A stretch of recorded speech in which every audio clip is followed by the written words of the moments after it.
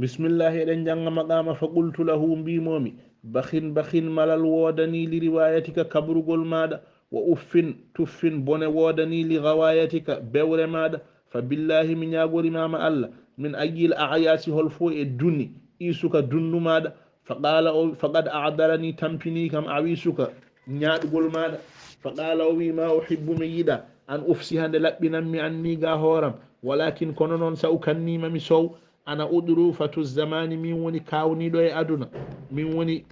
kawniɗo e aduna wa ujubatu e kawis al umami leƴƴi wa ana al huwalu min woni pil min woni baylotoɗo allazi ihtala min woni najnanñowo allazi ihtala mo ene fewja funta fil urbi e arabeɓe wal ajami e ɓaleɓe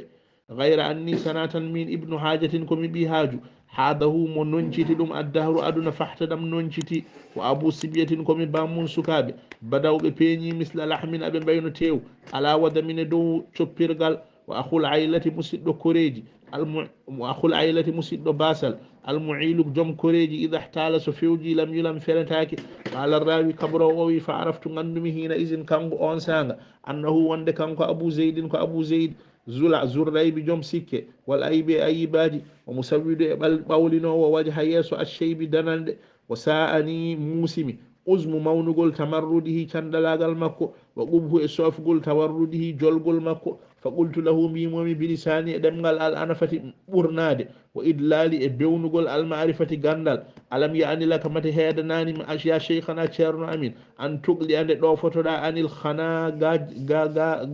ga cakan fatadajjara o ñirɓini wa zamjara o ŋuuri watanakkara o fayitini wa fakkara o miiji summa qala refti o wi innaha leylatu mirahin ko jamma weltare la talahin wona felodiral wa nushatu ko weltare sharab shurbin jarab shurbirahin yarde sangara la kifahin wona sippiro fa addi yawtu amma bada ga ko feñamma ko ila an natalaqaha kawren gadan jango fa faraktuhu certume makko faragan mbiɗi ɗenƴimin arbadatihi e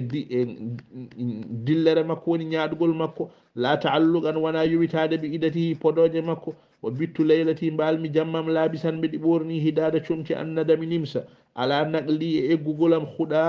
taɓande alqadami felo ilabnitil karami fewɗe ɓiɓɓe ina beejalal karami wona teddengal wa ahadtullaha aadodirmi allah subhanahu mo senare wodani wa taala allah ahdura mi aratami tawtortake baadaha caggal muɗum hanata bar nabbasin cofnowo ina beeje wala uɗi to hay sinno mi hokkama mulka laamu bagdade ngoɗo wuuro wa allah ashhada mi seedota ko misarata hamirde asharabi jaram walaw rudda alayya hay sinno ruttama e am asru dumunna assababi cagatagal summa inna refti minen rahalna min coggi al isa jeeloɗi amin eeri waqta taglisi sanga niɓɓere jamma sanga wendogo o hallayna min gaccidi bayna cheikhayni hakkude seeremɓe ɗiɗo abi zeydin wa iblisa e iblisa kaɗe ɗon sallallah ala sayyidina muhammadin wa alihi wa sahbihi ajmain